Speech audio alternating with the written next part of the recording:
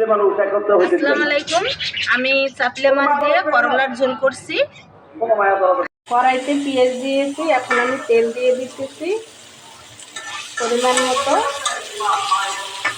তারপর পেঁয়াজের সাথে আমি লবণ দিয়ে দিচ্ছি। লাল হয়ে গেছে, এখন আমি হলুদ দিলাম, মরিচ দিলাম, সামান্য একটু পানি দিব। আমি করলা দিচ্ছি। করলা দিয়ে কম রান্না করবো, তার একটু পানি দেবো করলাটা সিদ্ধ হওয়ার জন্য।